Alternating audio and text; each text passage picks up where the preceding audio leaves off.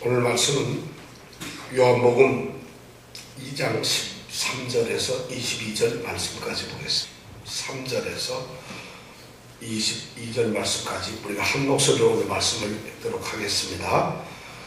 유대인의 유월절이 가까운지라 예수께서 예루살렘으로 올라가셨더니 성전 안에서 소와 양과 비둘기 파는 사람들과 돈 바꾸는 사람들이 앉은 것을 보시고 노끈으로 채찍을 만드사 양이나 소를 다 성전에서 내어 쫓으시고 돈 바꾸는 사람들의 돈을 쏟으시며 상을 엎으시고 비둘기 파는 사람들에게 이르시되 이것을 여기서 가져가라. 내 아버지의 집으로 장사하는 집을 만들지 말라 하시니 제자들이 성경 말씀에 주의 전을 사모하는 열심히 나를 삼키리라 한 것을 기억하더라. 이에 유대인들이 대답하여 예수께 말하기를 내가 이런 일을 행하니 무슨 표적을 우리에게 보이겠느냐. 예수께서 대답하여 가라사대 너희가 이 성전을 헐라. 내가 사흘 동안에 일으키리라. 유대인들이 가로되 이 성전은 46년 동안에 지었거늘 내가 3일 동안에 일으키겠느냐 하더라. 그러나 예수는 성전된 자기 육체를 가리켜 말씀하신 것이라. 죽은 자 가운데서 살아나신 후에야 제자들이 이 말씀하신 것을 기억하고 성경과 및 예수의 하신 말씀을 믿었더라. 아멘.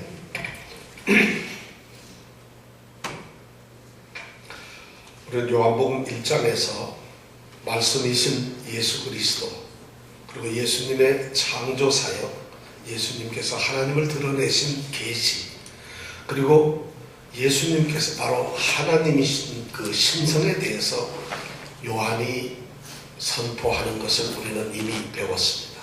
1장은 예수님이 어떤 분이신가 하는 것에 대해서 말씀을 하고 우리에게 알려주십니다. 우리는 이제 예수님을 알았습니다. 그런데 요한복음 2장에 들어오면 예수님께서 바로 그러한 분으로서 이 세상을 향해서 위대한 일을 두 가지를 하고 계시는 것을 요한복음 2장에 기록을 하고 있습니다. 그 첫 번째가 이스라엘 북부 지역 갈릴리의 한 작은 마을인 가나라고 하는 곳에서 결혼 예식에 초청을 받아 거기에서 떨어진 포도주를 대신 물로서 포도주를 만들어 잔치가 축복되게 만드시는 그 일을 행하신 그 표적을 우리가 알 수 있습니다. 이미 우리가 그 말씀을 생각했습니다.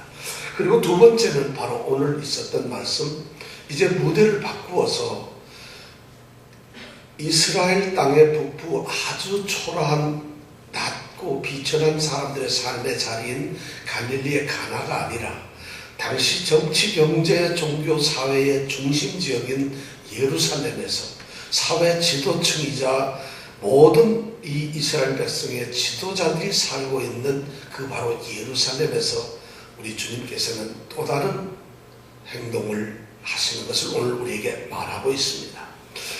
갈릴리의 잔치가 텅 비어버린 형식적이고 그 다음에 위선적이고 겉으로 드러내 보려고만 하는 껍데기 신앙을 깨뜨려 버리시고 텅 빈 돌 항아리를 이제 물로서 예수님의 피로서 새로운 포도주로 만들어 이 잔치를 활성화시켰던 것처럼 오늘 이 예수님께서는 다시 예루살렘에서 위대한 일을 행하실 것입니다.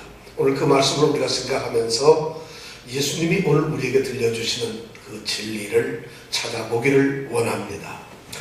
오늘 말씀은 두 가지 우리가 중요한 배경을 가지고 말씀을 들어야 할 필요가 있습니다.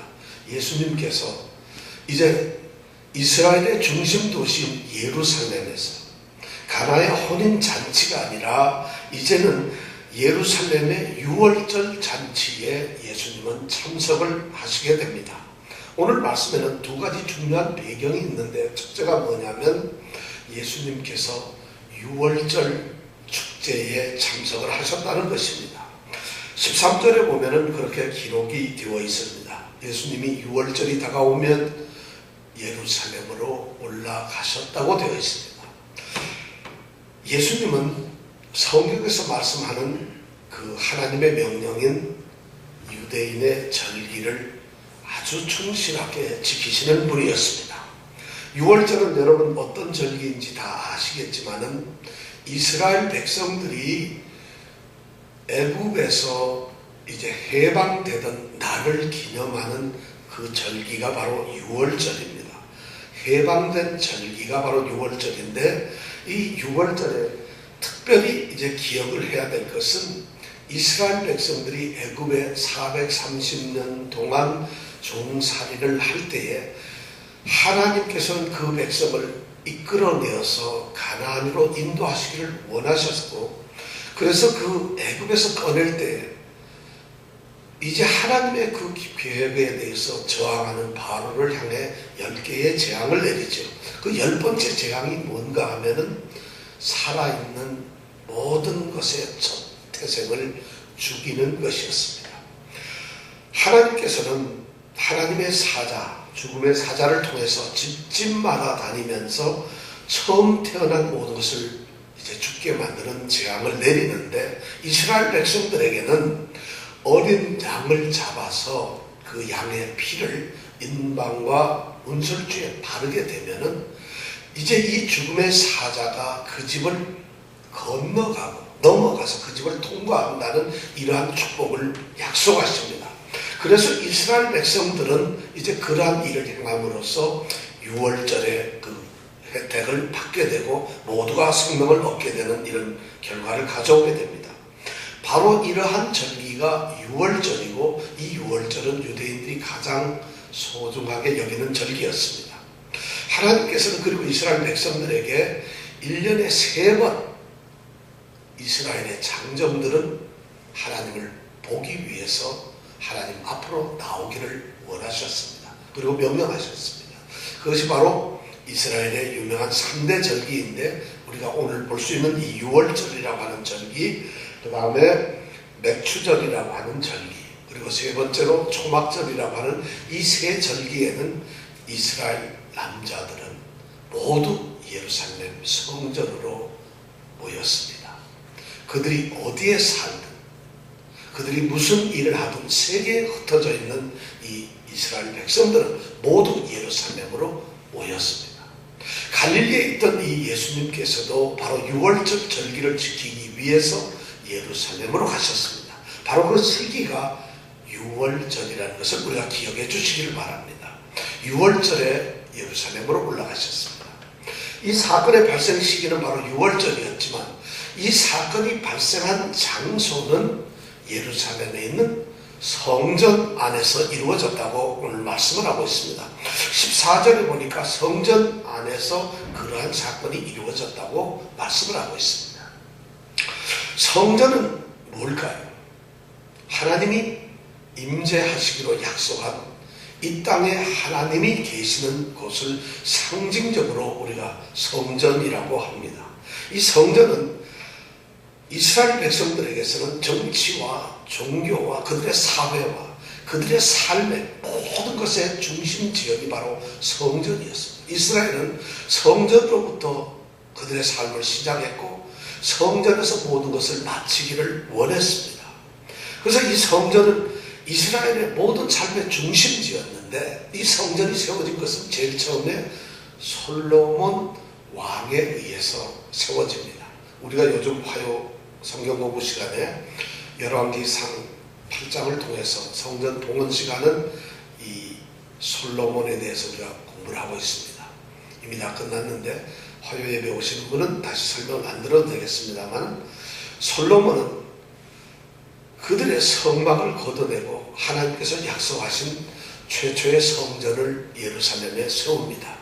그 성전이 바벨론의 침입에 의해서 회파되고 스룹바벨에 의해서 두 번째 재건이 됩니다.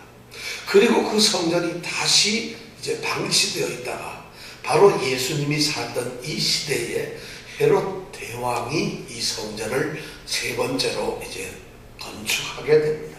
지금 예수님이 오늘 이 사건, 이 일을 행하시는 곳이 바로 헤롯 성전이라고 불리는 곳입니다.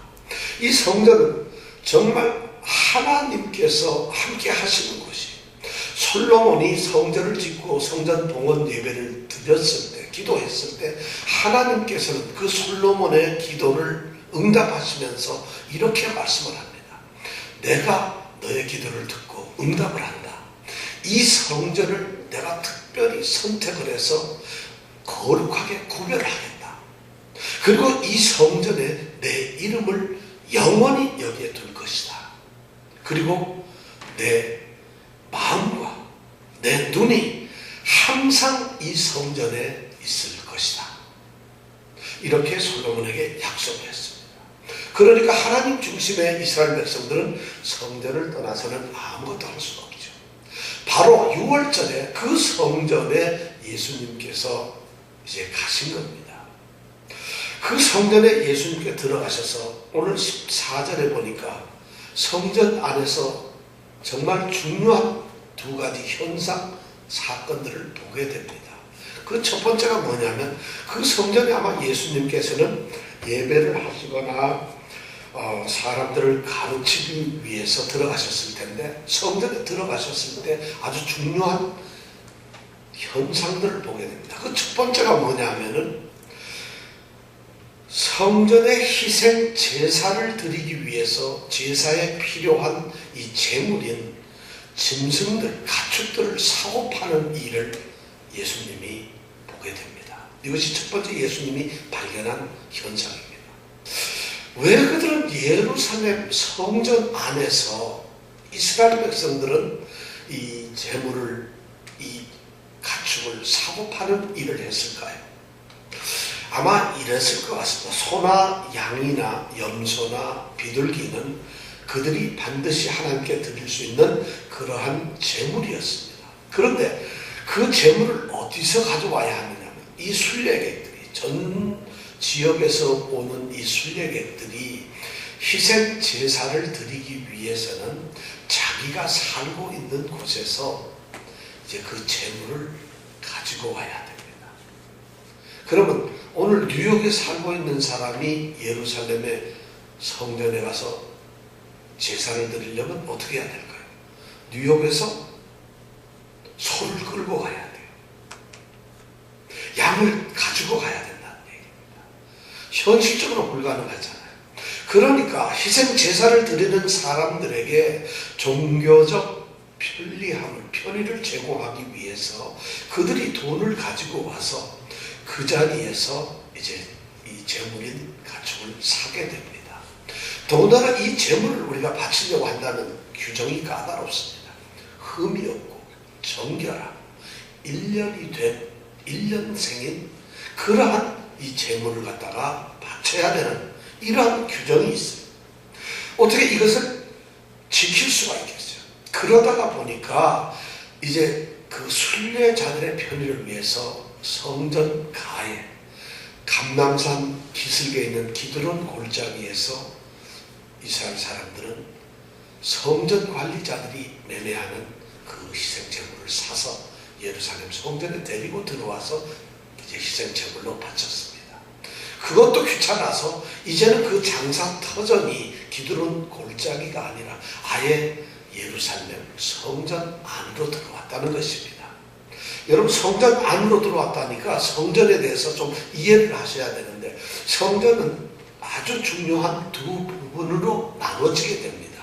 한 부분은 성소라고 하는 것인데 하나님의 말씀인 법궤가 놓여있는 성소와 대제사장과 제사장들이 들어갈 수 있는 지성소라고 하는 곳이 있습니다.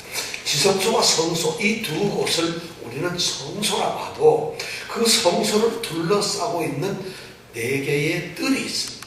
지성소를 둘러싸고 있는 제사장의 뜰, 그리고 그 제사장의 뜰에서 조금 나오면은 이스라엘 백성 중에 남자들이 들어갈 수 있는 이스라엘 백성의 뜰이 있습니다. 그리고 그 뜰을 조금 더 벗어나면은 이스라엘 여인들이 들어갈 수 있는 뜰이 있습니다. 그래서 여인들은 남자들의 뜰에 들어갈 수가 없습니다. 그러니까 여자분들은 오늘 감사하세요. 이렇게 남자들하고 같이 예배할 수 있는 것을 감사하시기 바랍니다. 누구 때문에 이렇게 됐을까요? 잔다르크 때문에 이렇게 됐나요? 예수님께서 모든 것을 다 보셨죠. 그리고 그 여인의 뜰에서 한 발자국 더 나가면은 여인들보다 더 그 당시에 낮게 여겨졌던 이방인들, 유대인들이 아닌 이방인들의 뜰이 있습니다. 그래서 이방인들이 개종을 해서 유대교로 바꿨다 하더라도 그들은 절대로 이스라엘 남자들이나 이스라엘 여인들이 들어가는 뜰에 들어갈 수가 없고 바로 이 이방인 뜰에만 머물게 되는 것이죠. 바로 이 이방인 뜰에다가 가축을 사고 파는 장사가 이루어지고 있다는 겁니다. 그 뜰이 여러분 무슨 뉴욕 양키스 그 구단만큼 그렇게 넓은 뜰이 아닙니다. 아주 좁은데 거기에서 장사를 하는데 얼마나 복잡한지 모르고 아마 예수님은 예루살렘 성에 들어가는 순간 아마 기절하실 뻔하셨을 거예요.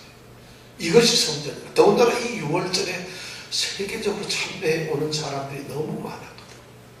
예레미야스라고 하는 이 랍비의 기록에 의하면은 당시에 어른들 13만 명 정도가 이 6월절이나 절기를 지키기 위해서 예루살렘에 온다고 해요. 그러면 거기에 따라온 노인들, 어린이들, 여자분들 합치면 수십만이 바로 예루살렘 성전에 복잡되어 있어요. 거기서 장사까지 하니까 복잡한 것이 많은 게 없어요. 예수님의 눈에 그것이 띄었다는 것입니다. 또 하나 그런 물건을 사고 파는 사람들 빼놓고 또 하나가 있는데 뭐냐면은 돈을 바꾸어주는 달러를 바꿔주는 환전상처럼 돈을 바꿔주는 사람들이 있었다는 것입니다. 그 사람들이 왜 돈을 바꿔주는가 하면은 예루살렘 성전에서 예배에 참여하고 희생 제사에 참여하는 사람은 성전세를 내야 합니다. 그런데 이 성전세는 우리가 가지고 있는 달러나 한국 돈으로 내는 것이 아니라 성전 안에서만 사용되는 두로 산 이 은으로 만든 화폐가 있습니다. 그것을 반드시 바꿔서 내게 되어 있습니다. 그러니까 헌금도 내 멋대로 내는 것이 아니라 두로 지방에서 나오는 은으로 만든 그 화폐로만 내게 되어 있어요. 그러니까 그리스에서 로마에서 또는 갈릴리에서 어디에 살던 사람들이 자기가 쓰던 로마 화폐나 헬라 화폐가 아닌 그 화폐를 가지고 와서 성전 화폐로 바꾼 다음에 성전세를 내게 되었다는 것입니다. 이 두 가지 현상을 지금 주님께서 보고 계시는 겁니다. 그런데 성전에 이 세금을 내는 것은 사내들인이라고 하는 이 이스라엘의 지도자들, 우리로 말하는 이제 국회와 같은 것인데 그 사람들이 관리를 합니다.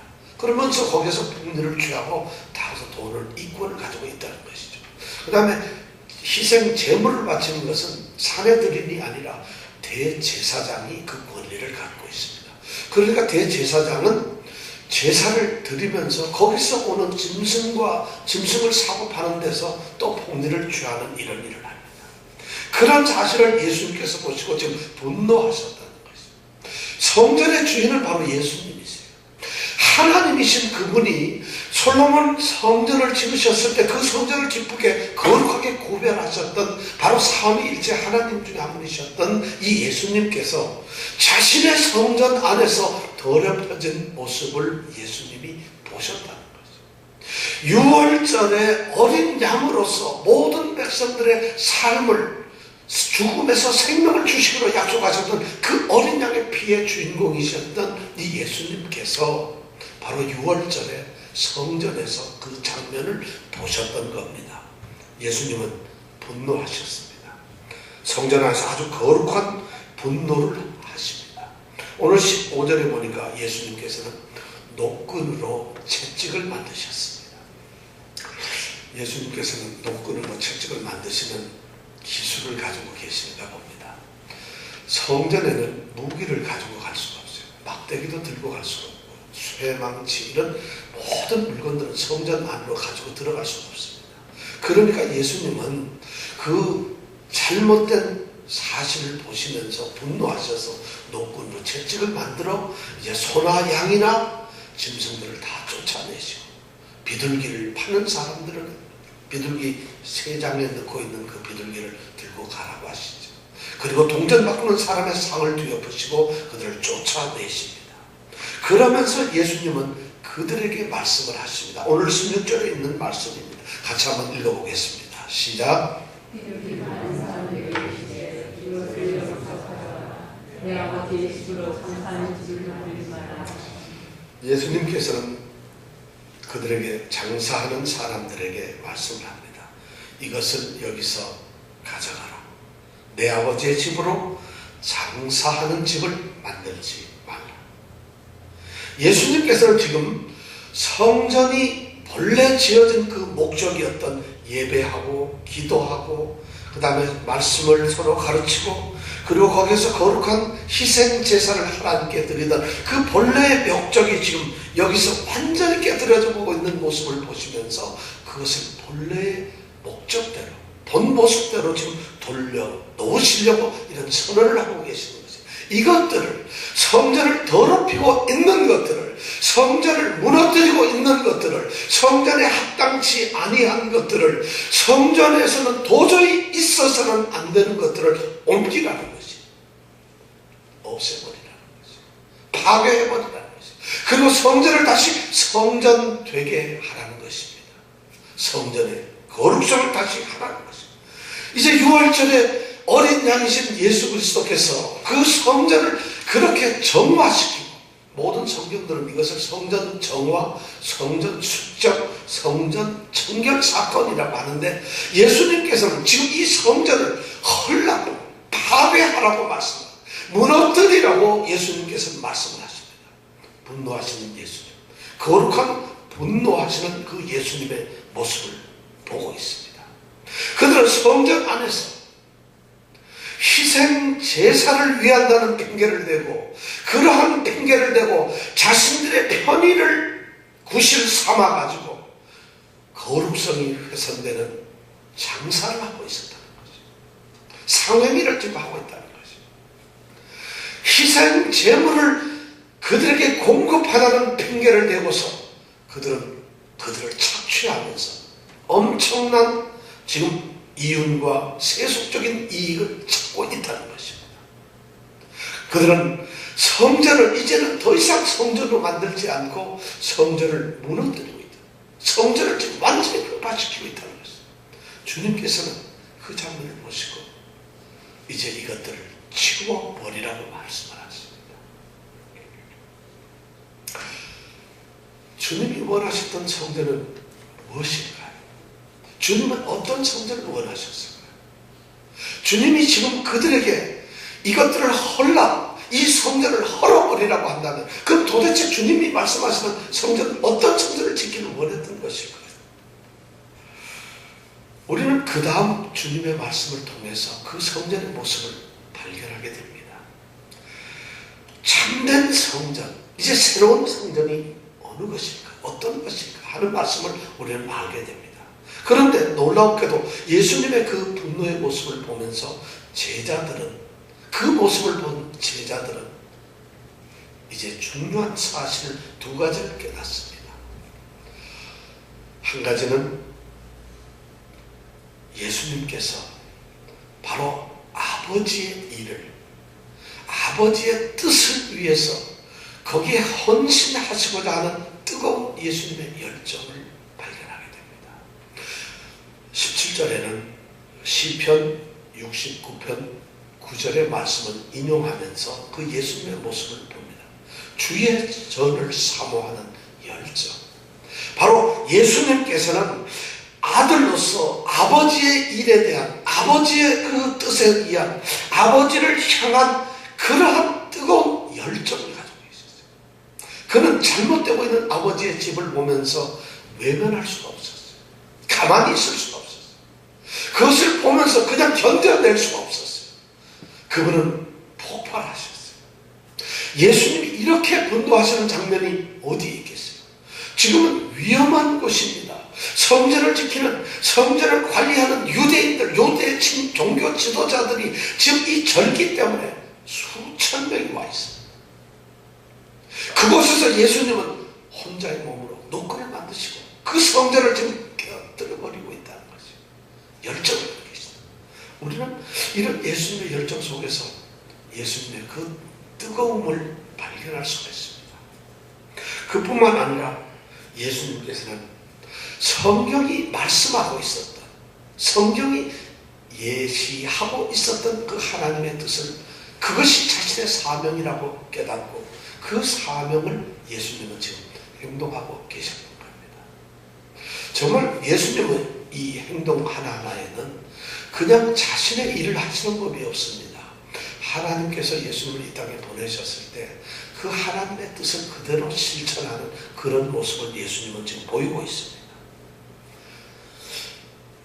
놀랍게도 성전에서 이런 일이 벌어지게 되면은 성전을 관리하는 사람들이거나 성전의 주인인 것처럼 행세하는 이 지도자들이, 종교인들이, 종교가들이, 제사장들이 마땅히 예수님을 향해서 대적을 해야 될 텐데 오늘 말씀해 보니까 그들이 나서지를 않습니다. 어떻게 그 자리에서 예수님의 이 거룩한 분노에 나서지를 않을까요? 수도 많고 자기들의 지금 이익이 깨어지고 가고 있는데, 자기들의 지금 소위 말하는 이 기업이 지금 무너지고 있는데 어떻게 가만히 있을 수 있을까요? 아마 예수님의 그 거룩한 번위에 그들은 어쩔 수가 없었을 겁니다. 그런데 이제 그들이 정신을 차리고 숨죽이던 그들이 예수님께 다가옵니다. 그리고 예수님께 이제 향해서 예수님께 질문을 합니다. 18절에 보니까 예수님에게 그들이 아주 예수님에게 지금 여기에 보니까 대답하다, 말을 하다 이렇게 표현을 했지만은 이 원어의 뜻은 화가 나서 아주 저돌적으로 덤비는 이런 모습을 우리에게 보여주고 있습니다. 그들이 지금 예수님을 향해서 말합니다. 네가 뭔데? 네가 무슨 권위를 가지고, 네가 무슨 권리를 가지고 이런 일을 행하느냐? 네가 이런 일을 행할 수 있는 그 증거를 우리에게, 네가 가지고 있는 어떤 표정을 우리에게 보여봐라. 왜 네가 이런 일을 하고 있느냐? 하고 예수님에게 대들기 시작합니다. 유대인들이 가지고 있는 이 신앙의 밑바닥에는 메시아가 이 땅에 오시게 되면은 메시아는 자신이 메시아임을 증명하기 위해서 메시아적인 행동을 하신다고 생각을 하고 있었습니다. 그들은 예수님이 하는 행동을 보면서 예수님께서 메시아라는 생각을 아마 하고 있는지 모르겠습니다. 그러니까 네가 하고 있는 이 행동에 대해서 정당성, 이것을 네가 인정할 수 있는 어떤 표정을 보여달라고 말을 합니다. 그때 예수님께서 하신 대답이 바로 19절에 있는 말씀이 되겠습니다. 19절 말씀 우리 함께 읽어보겠습니다. 예수께서 대답하여 가라사대 너희가 이 성전을 보라. 내가 사흘 동안에 표적을 거부하고 표적을 지금 바라면서 씩씩거리는 이 유대인 지도자들을 향해서 예수님께서 두 가지를 말씀하세요. 이 성전을 너희가 헐어버려라. 너희가 이 성전을 다 파괴해버려라. 그렇게 한다면 내가 3일 만에 이 성전을 다시 짓겠다. 너희들은 성전을 무너뜨려라 당장. 그러면 나는 3일 동안에 이 성전을 짓겠다고 예수님은 말씀을 합니다. 예수님의 이 말씀 정말 엄청난 선언을 하고 계세요. 예수님께서 이 성전을 3일 동안에 짓겠다는 것이요. 유대인들이 예수님을 경멸하고 너무 순간적으로 당황하니까 그들이 20절에 보니까 예수님에게 지금 항의를 합니다. 이 성전이 46년 동안이나 지금 지어져 가고 있는데 어떻게 3일 동안에 이 성전을 짓느냐? 예수님께서 지금 농담을 하고 있는 거예요. 분노하시는 예수님 앞에서 이들이 대들기 시작합니다. 도대체 아무리 그게 표적이라 하지만 어찌 그럴 수가 있겠느냐? 사실 이 예루살렘에 있는 지금 헤롯 성전은 46년 동안 지금 지어서 건축이 된 것이 아닙니다. 이 헤롯 대왕이 이스라엘 지역을 다스리게 되는데 이 사람이 자신은 유대인인 것처럼 합니다. 그런데 그 당시 사람들이 이제 조사를 해보니까 이 사람이 유대 사람이 아니라 이스라엘 백성이 아니라 이두메라고 하는 출신의 이방인이었습니다. 그러니까 이스라엘 백성들이, 하나님의 백성들인 이 이스라엘 백성들이 그 종교적 상처를 받게 됩니다. 자존심을 상합니다. 어떻게 이방인들의 우리가 이방인 아래서 지배를 받고 있느냐. 그러니까 이 헤롯 대왕이 이스라엘 백성들을 좀 다독거리기 위해서 그들에게 환심을 살렸고 방치되어 있던 이 예루살렘 성전을 짓게 되는 것입니다. 그것이 짓게 되기 시작한 것이 뭐냐면 예수님이 태어나시기 전 20년 전, BC 20년에 그것을 시작을 합니다. 그렇게 해가지고 지금 46년 되었다 그러면 지금 몇 년일까요? AD 26년이 되겠죠. 그럼 예수님은 연세가 지금 얼마나 됐겠어요? 26세 정도 되셨었겠죠. 그죠? 그런 우리가 이런 말을 통해서 그런 것을 우리가 추정을 할 수가 있는데, 실제로 예수님은 그거보다 나이가 조금 많으세요. 왜냐하면 딱 그때 태어나신 게 아니거든요. 자, 이 전을 갖다가 그러니까 46년 동안 지금 지어오고 있다. 내가 엄청나게 지었어요. 그래서 이 전을 지키기 위해서 헤롯 왕이 제사장 1000명을 선발합니다. 제사장을. 그래서 그 사람들한테 건축 기술을 가르칩니다. 그 사람들에게 목공 기술을 가르쳐라. 그 사람들로 하여금 하나님의 성전을 짓도록 합니다.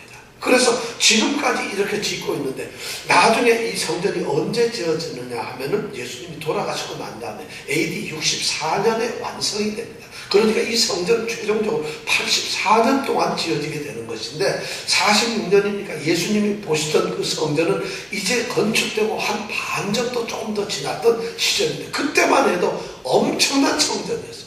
예수님과 제자들이 성전을 지나다가 제자들이 그 성전을 자랑해 보려고 예수님 성전 좀 보세요. 엄청나지 않습니까? 하고 그런 이야기를 했던 것이 다른 복음서에 기록이 되어 있어요. 이 성전을 짓기 위해서 기록에 의하면 18,000명 이상의 사람들이 동원되었다고 그래요. 그런데 이 성전이 놀랍게도 64년에 지어지고 6년이 지난 AD 70년에 아주 돌 하나 없이 파괴되어 버리고 맙니다. 로마의 장군 티투스라는 장군이 이스라엘을 점령하게 되고, 그리고 무자비하게 이 예루살렘 성전을 파괴해버리고 맙니다. 그렇게 함으로 인해서 이 땅에는 성전이 없어지게 됩니다. 오늘날까지도 성전은 우리에게 있지는 않습니다. 바로 이 46년 된 성전을 예수님께서 한 젊은 청년이 3일 동안에 짓겠다고 하는 말씀을 하니까 이 유대 지도자들이 깜짝 놀라요. 어떻게 내가 3일 동안에 이것을 지을 수가 있겠느냐. 그런데 친절하게도 이 요한복음의 저자 사도 요한은 21절에 그것을 설명을 해주고 있습니다. 어떻게 우리가 지을 수 있는 것일까? 21절 함께 읽어보겠습니다. 그러나 예수는 성전에 자기 육체를 다해서 말씀하신 것이다. 예수님께서 지금 말씀하고 있는 것은 성전은 이 예루살렘 성전을 두고서 말씀을 하시는 것이 아니라 새로운 성전, 참된 성전이신 예수님 자신의 몸을 그들에게 말씀을 하고 있는 것이에요. 너희들이 나를 죽인다면은 내가 3일 만에 부활할 것이라고 하는 바로 예수님의 죽음과 십자가의 죽음과 부활 사실을 지금 예수님께서는 말씀을 하고 계십니다. 그런데 그 사람들은 그걸 못 알아듣죠. 오해하고 있죠. 예수님의 이 굉장히 요한복음 저자는 지금 놀라운 언어플레이를 하고 있어요. 예수님, 성전이신 예수님이 성전의 모형이고 참된 성전을 나타내는 그림자인 예루살렘 성전을 보면서 지금 두 성전이 지금 이야기를 하고 있어요. 예수님께서는 이 성전을 하려고 합니다. 이 성전이 자신들이 눈으로 볼 수 있는 예루살렘 성전도 이 성전이지만, 그들이 지금 만나고 그들이 보고 있는 예수님도 바로 이 성전이에요. 이 성전을 헐라고 얘기하고 있어요. 예수님은 지금 두 가지를 말하고 있어요. 거짓되고 형식적이고 잘못된 이 예루살렘 성전을 헐어버리라는 것이에요. 또 예수님께서는 자신의 사역인 자신의 십자가의 죽음을 그들에게 지금 말씀을 하고 있다는 것이에요. 이 성전을 헐라. 정말 엄청난 말씀을 하고 있어요. 세속적인 필요에 의해서, 세속적인 그 탐욕에 의해서 탐욕의 도구가 되어버린 그 성전, 형식에 빠져가지고 이제 아무것도 남지 않고 오로지 사람들만 우글대는 거룩성이 없어져 버린 껍데기 성전, 그 성전을 예수님께서는 너희들이 파괴해버리라는 것이에요. 그것을 무너뜨리고 없애버리라는 것이에요. 그러면서 예수님은 그들의 손에 죽게 될 자신의 몸 성전을 말씀하고 계십니다. 사실 이 말씀을 하고 이 요한복음에 보면 예수님의 사역의 첫 부분에 이 예루살렘 성전 사건이 일어났는데, 다른 복음서에 보면 예수님이 돌아가시는 그 마지막 일주일 사이에 이 성전 사건이 일어납니다. 그리고 실제 예수님은 그들의 손에 의해서 죽게 됩니다. 이제 예수님은 참된 성전이신 자신을 드러내면서 참된 성전이 아닌 그림자고 모형이고 우리들에게 하나님께서 알려주셨던 그림자와 같은 이제 예루살렘 성전이 필요 없다는 것을 선언하고 계시는 겁니다. 새 시대의 새로운 성전은 바로 예수님이세요.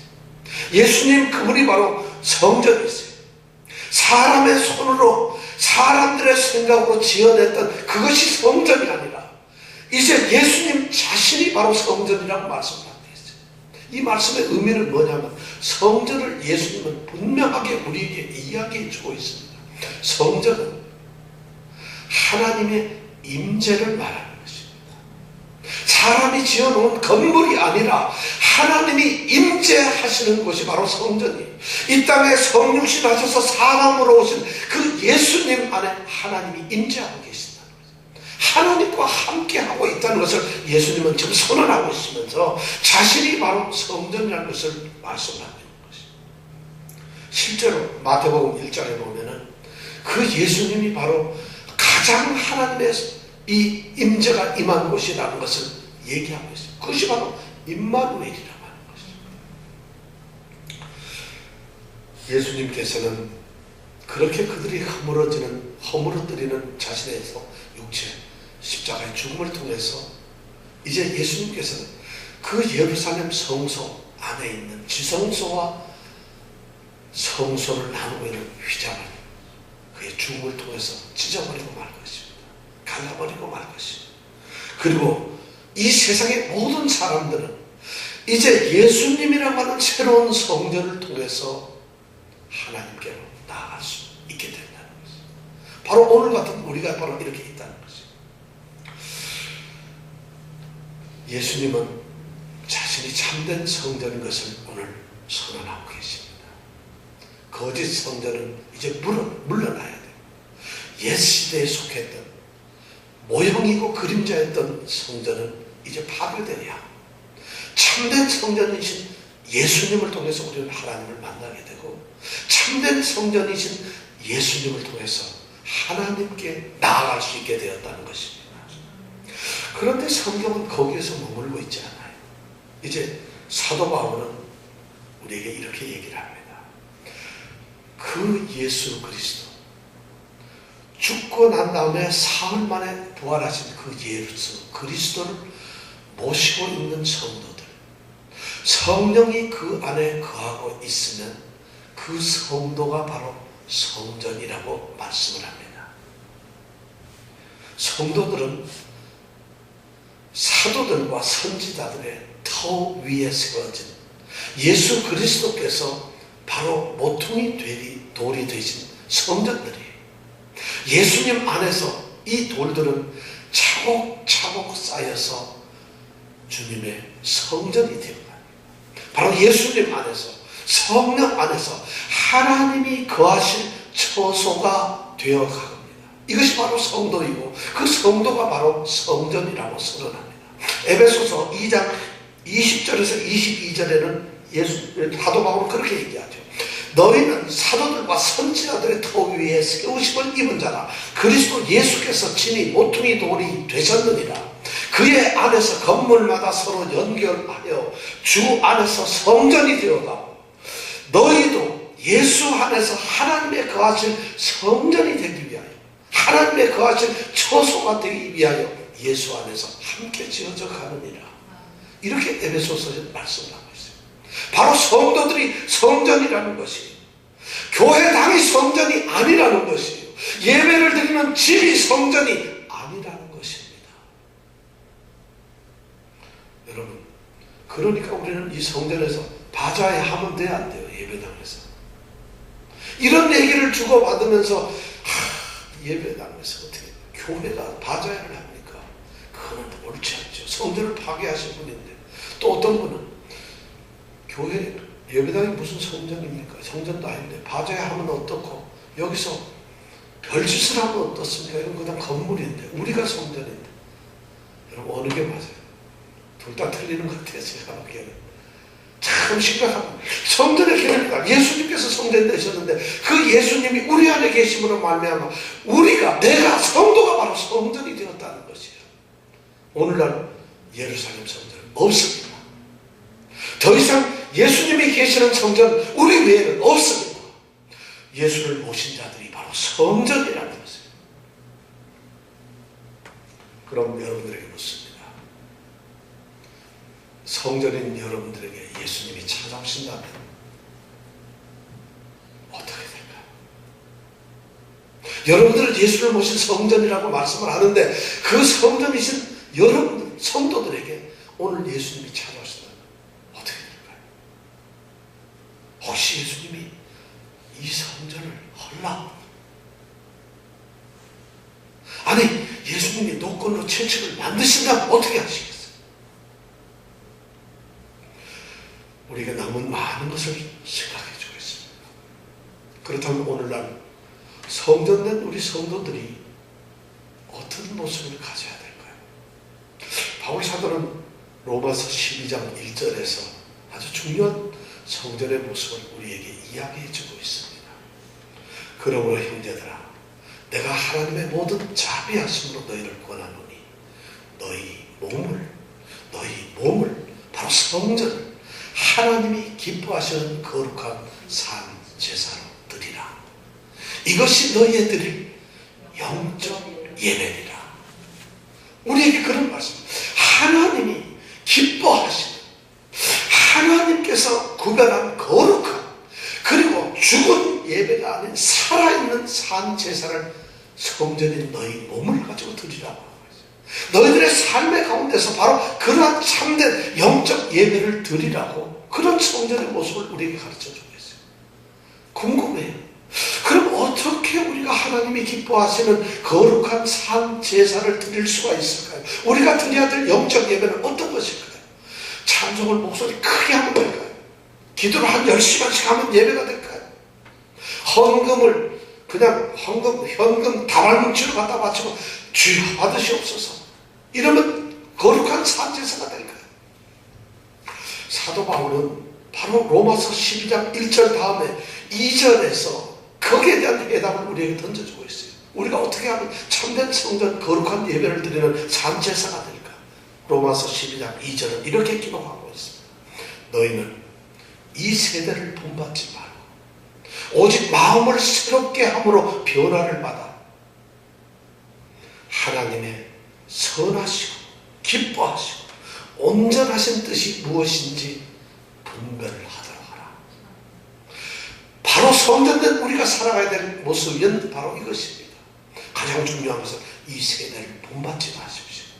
이 세상의 가치에 끌려가지 마십시오. 이 세상이 좋다면 이 세상이 지배하고 있는 이 세상이 주는 그런 것이 우리의 삶의 목적이 되지 말게 살라는 것이죠. 그리고 우리의 마음을 새롭게 해서 우리는 달라야 합니다. 거듭나야 합니다. 새로운 생명이 되어야 합니다. 예수 안에서 예수의 생명에 의해서. 그렇게 살면서 우리는 삶의 자리마다 삶의 순간순간마다 우리는 무엇이 하나님께 선하고 무엇이 하나님이 기뻐하시고 무엇이 하나님이 가장 온전하게 여길 것인가 하는 하나님의 뜻을 분별하면서 살아가는 것. 이것이 우리가 살아가야 될 참된 제사고 영적 예배라는 거죠.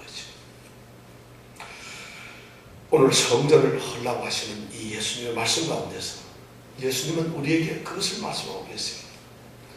이제 유대인들은 자신들의 형식적이고 썩어빠진 그 종교 행위로 가득 차버린 예루살렘 성전이 그들의 구원의 자리고 그들이 하나님을 만나는 자리라고 생각을 하고 하나님께 영광을 돌리는 자리라고 생각했는데 주님은 이 성전을 헐라고 말씀을 하세요. 오늘 새로운 성전은 우리 산제사가 드려지는 영적 예배가 드려지는 하나님의 거하시는 처소로서의 우리 성도들의 삶을 어떻게 해야 될까요? 주님께서는 지금 그 말씀을 우리에게 들려주고 계십니다. 저는 우리 예수님께 모든 성도들이 참으로 하나님이 기뻐하시고 선하신 뜻이 일어나는 성전이 되시기를 원합니다. 아멘. 그 성전이 우리 가운데서 회복되어서 하나님께서 우리 안에 임재하시는 진정한 성전이 되기를 축원합니다. 기도하겠습니다. 너희가 이 성전을 헐라 내가 사흘 동안에 일으키리라.